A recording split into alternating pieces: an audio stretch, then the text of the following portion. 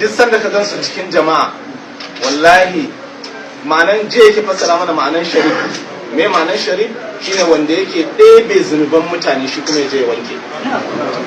Da ya zo ne yanzu duk wani mai zunubi an ɗauke shi, kuma manzala ya musu alƙawari cewa duk wanda ya gansu ranar litinin shi ya gani, duk wanda ya gansu dan aljanna.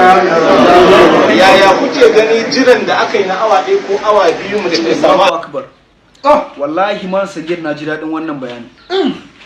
Na matuƙar jin daɗin, na samu sawaba da suluki a cikin zuciya. Manya mutane suna bani mamaki. A ce hanya ta zo muku, wannan ita ce mafitar ku da ni da kai da su gabaki da. Kun gane?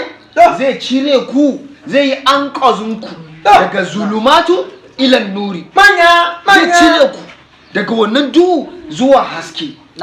Wannan shine shi sharifi masagir.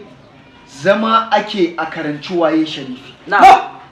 Ganin sharifi kadai ya wanke maka zunubanka. Duk girman su. Shi ne abin da ake neman kaga sharifin. Kun gane?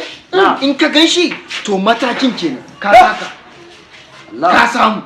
Musamman ma ganin sa ranar Monday. In kai dace Allah ya yi maka gamdakatar. Kai ido hudu da shi, da ko ido ɗaya kai da shi ranar Monday to ka samu. Ƙololuwar ta kenan kun samu. To waye suke mana surutu a nan gurin kuma za mu kore ku.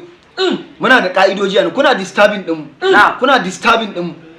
Yawwa, so ranar Monday in ka samu shi kenan. Ko nasara ai cewa me Monday tushen aiki.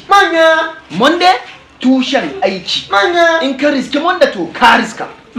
Ka yi riska, iya riska akan riska. Allahu akbar. Da fatan muna ganewa. To Allah ya samu dace.